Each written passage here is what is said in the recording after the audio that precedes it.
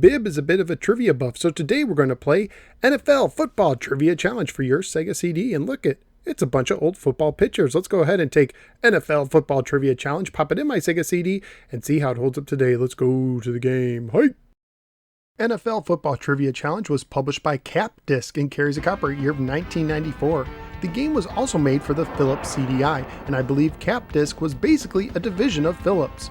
NFL Football Trivia Challenge is a trivia game for 1 or 2 players according to the back of the box, but in the single-player game, you simply use one controller to play as both teams. There are no computer-controlled opponents in NFL Football Trivia Challenge. Now, since this is from the early days of multimedia entertainment, I'm going to take a little break, grab an ice-cold Faygo Rock and Rye from the fridge, and allow my partner, Tom Brookshire, to explain how to play the game. Hang on, y'all. I'll be back real soon. Tom?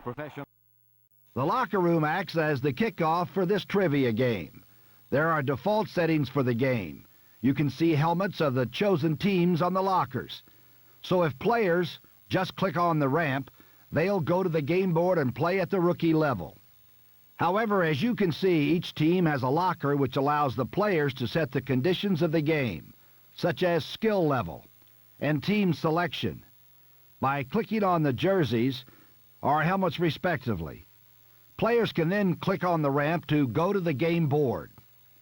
After you complete the challenge, you'll be returned to this menu where you can decide to play again or hit the showers, which shows the final credits and exits you from the program. And finally, as you have already discovered, you can get first aid or help in how to play the game. The helmets let you choose your team. Here you can pick a team from the AFC Conference by highlighting a helmet and clicking a controller button.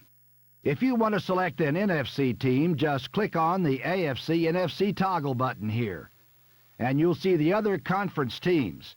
Selecting a team branches you right back to the locker room, where your team's helmet is displayed above your locker. And that's all there is to these screens. Oh, I guess the one other thing that I may need to mention is that a team cannot play with itself. These jerseys let you set your skill level. Here players may select the difficulty of the challenge. Just highlight and click on a jersey to select your skill level, and you'll be returned to the locker room to see it hanging in your locker.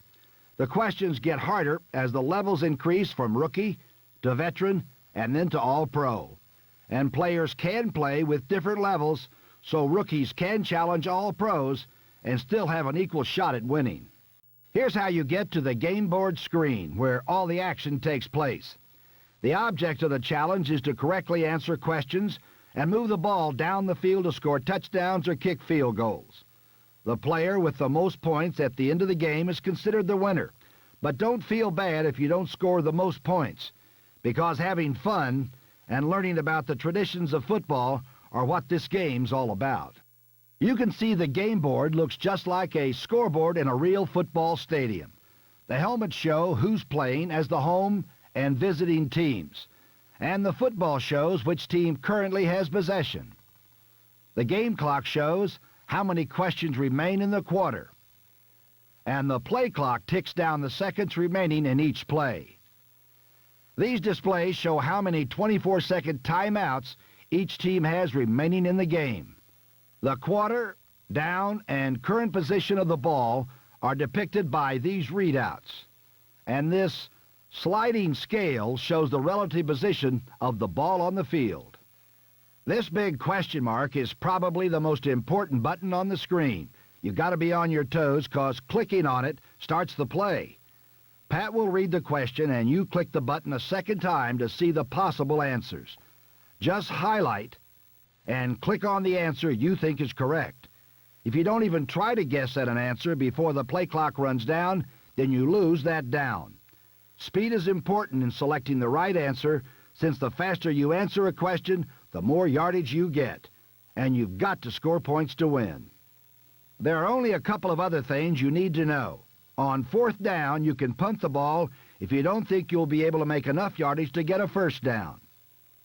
Punts always put your opponents on their own 20-yard line, so strategy comes into play in either going for it or for punting. Also, when you're inside your opponent's 35-yard line, the punt option changes to a field goal. Just click on the field goal button before starting the play if you want to go for 3 points. Finally, the exit button takes you back to the locker room. And that should be everything you need to know about playing the NFL's Football Trivia Challenge. Thank you, Tom. Graphically speaking, the game itself is not too bad, although nothing wows. However, it seems clear to me that the opening and the credits at the end were made with the resolution of the CDI in mind, as on the Sega CD, it is really hard to see the small video and small text. Sound and music-wise, the game does a solid job, and it was really nice to hear the voice of Pat Summerall again. Family-friendly-wise, the game received a kids to adult rating when released, which is like getting an E for everyone rating today. However, due to the dated trivia questions, it's unlikely that your average kid would enjoy playing this game. At the time of my research on eBay, including shipping, the game was fairly uncommon. There was one loose copy that sold for $12 and one complete copy that sold for $25. So what do I think of NFL Football Trivia Challenge? This is a mixed bag. Since answering each question takes a minute off of the clock, and since the yards you earn are based on the time remaining on the 20-second timer, meaning that you'll never gain more than 20 yards on a single play, the game is fairly low scoring. To make matters worse, the timer starts before the question is fully asked and before you can answer, meaning most plays are more likely to get 10 yards or less. This is especially challenging during questions with full motion video, since the timer is going while you wait for the video to load. In my game, when I got the ball back with over 10 minutes remaining, I ended up not having enough time to make it down the field for a touchdown, which is a shame in a football game. So having an option to make big plays that could end up either in big gains or turnovers would have helped the game. Also, labeling the game as having a single-player option is very misleading without a computer-controlled opponent. And since this game was made over 20 years ago, there are a lot of outdated questions, especially those regarding divisions and stadiums. Since I didn't get into the NFL until around the time this game was released, and since I haven't studied a lot about pre-1990 NFL history, I was clueless on a lot of questions, but thankfully they do have a beginner difficulty. But as a trivia game, this actually isn't that bad. It's easy to control, and even with my lack of knowledge, I was able to move the ball. The commentary was nice, as was some of the added pictures to go along with the questions. It's by no means going to be one of my go-to games on the system, but I could actually see myself playing it again at some point in the future. So where am I going to rank NFL Football Trivia Challenge?